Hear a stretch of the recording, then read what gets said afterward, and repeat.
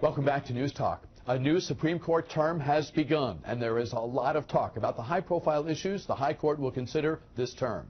Last term saw some blockbuster rulings, and liberals, by and large, came away surprised and happy with the rulings they got from a court that's considered to be right of center. But this court term could be different, very different. Reporter and author Kenneth Jost covers the High Court closely for his blog, Jost on Justice, and he joins us now. Always great to have you. Welcome back. Glad to be with you. Doesn't it seem like the last term just ended? The last term just ended, but for the conservatives, this is the next season, perhaps the one that they've been waiting for. Tell us why. Well, they've got some cases teed up on which conservatives could, well, in effect, change the rules of the game. Affirmative action. The University of Texas case back for a second time. 2 years ago, the court in a 7-1 ruling said, well, we're not convinced this is a good plan. We want you to look at it again. The Federal Appeals Court in Texas. Federal Appeals Court in Texas looked at it again and said, we still think it's okay, but the Supreme Court wants to take yet another look, and that can't bode well for the advocates of affirmative action in higher education. This deals with race and the admissions process. Exactly, the race and admissions process, and it's a topic on which the court's conservative bloc has generally held together in a way that is unfavorable for the views of traditional civil rights organizations. Give us a sense of one or two or three more of the other big issues we're expecting. And so there's another one where a 1977 precedent that is favorable to unions is at grave risk. This is the issue of whether a union can charge non-union members for the benefits that the non-union members get from collective bargaining and the grievance procedures. That machinery costs money, but non-union members, in this case involves public employee unions, non-union members say, hey, you know, we don't really want to join the union, and we don't really approve of the things that the union does, so we've got a free speech right not to give money to them.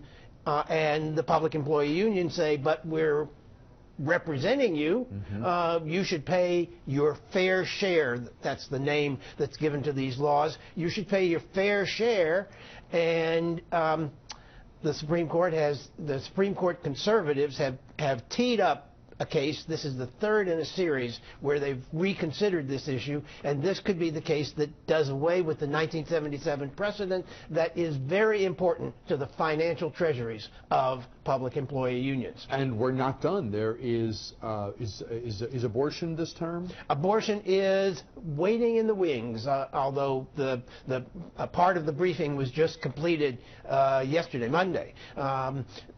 Texas has a very strict law. Some people may recognize it by the term HB2. It's the bill that was filibustered in the Texas legislature whenever it passed now 2 years ago, I guess it was, or maybe even 3. In any event, this is a very strict regulation of abortion clinics. Abortion clinics, any clinic that provides abortions has to meet rather rigorous building and staffing requirements, which abortion clinics say are unnecessary and are really not designed, as the sponsors say, to protect the health and safety of women. They are designed, the abortion clinics argue, just to put us out of business. And in fact, with 40 abortion clinics now in the state of Texas, the clinics say this law, if implemented, would drive about 30 of them out of business. 10 abortion clinics in the entire state of Texas. Virtually identical to a conversation had not that long ago in Richmond involving similar sets of issues. Exactly right. Virginia. And in Virginia, of course, Governor McAuliffe zeroed them out. And that was a long process. Absolutely, yes. From the legislative, the regulative, the political, seemingly everyone involved. It took a while for that whole thing to run its course. That's right. And the abortion case is, again, a somewhat liberal Supreme Court precedent at stake. In 1992, when the court very narrowly reaffirmed the landmark decision, Roe v. Wade, the majority said abortion regulations are okay only if they do not impose, here's the phrase, an undue burden on women's rights to abortion. And so the question will be, well, what do you mean when you say undue burden? And in effect, all of us court watchers are waiting to find out what Justice Kennedy means when he uses that phrase. There's a first. So you're great for describing and reporting on these issues in a down the middle style. But there's a political question that begs asking, even if it's outside your comfort zone in terms of response. To what extent do conservatives feel snake-bit, as though this court, for whom they had high expectations, when you look at the numbers, you look at how this roster of justices stack up and what one might reasonably expect from this court on the biggest cases to come through the legal pipeline, are we seeing something connected to that frustration, that anger? I don't think anger is too strong a word when you consider some of the specific rulings we have seen from this court in recent time. 10 years ago, John Roberts was the conservatives' hero. He's going to be a great Chief Justice. And some people might say he is a great Chief Justice, but the conservative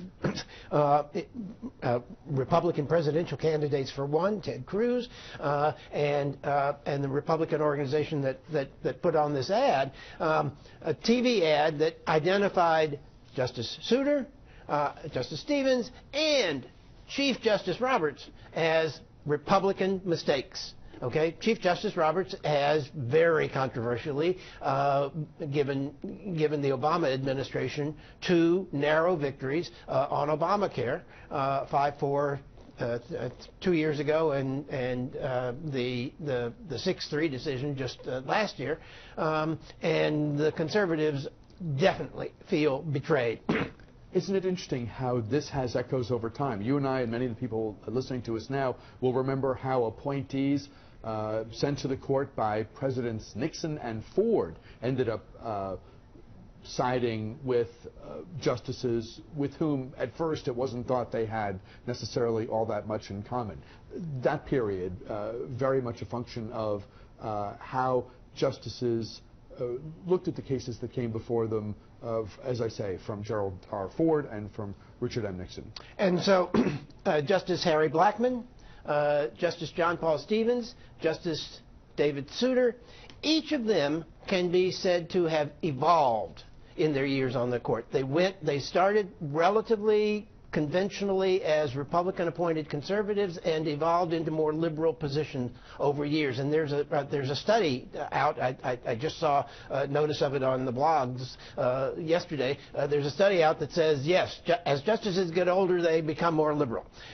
I think that's not exactly what's happening with John Roberts. What's happening with John Roberts is that he sees himself not so much as the leader of a conservative bloc, but the custodian of the Supreme Court's credibility, and he thinks public confidence in the Supreme Court is his job one, and for that reason, at least in part for that reason, he upheld Obamacare twice, each time kind of lowering the Supreme Court's political profile, taking, as I put it in one column, taking a hit for the court. I think that's safe to say. Was there anything noteworthy, newsworthy? Were there any big takeaways from day one, the very first day of the new term? Well, day one, the Supreme Court decides a lot of cases. Sometimes not to decide is to decide. And so, for instance, the federal prosecutor in New York had a very important insider trading conviction overturned by the Federal Appeals Court in New York, and the U.S. government asked the Supreme Court, hey, please take a look at this case, because the definition of insider trading that was laid down by the Federal Appeals Court in New York is going to hurt insider trading prosecutions. And the justices said, no, sorry, we're okay with that one. Interesting. And, of course, considering your next topic, baseball, the Supreme Court said to the city of San Jose, yeah, we heard you. You want to get rid of the antitrust exemption for Major League Baseball, because that's preventing you from getting the San Francisco Baseball Club down to San Jose. But the Supreme Court said, nope. You lose. Yeah. Baseball still has an antitrust exemption, and so maybe the Giants will stay in San Francisco. Is that venerable tradition of people getting paid to wait in line so that others can parachute in at the last moment and be the one to actually go inside and have the seat, is that all coming to an end? Short answer, yes for lawyers, no for the general public. Okay, and if for people here in Washington or who come to Washington, getting to see the Supreme Court, that'd be great. But it's harder. It's really hard. And if you're a member of the public with no press credentials like I got, right? You have to line up early and you have to wait. On an ordinary day, you have to line up at like 5 a.m. For a big case, you may have to line up 2 days in advance. Wow. But paid line standers have made a business out of standing in line for the ticket. And good for them. And that will continue to function for the public, but not for members of the bar. Isn't that interesting?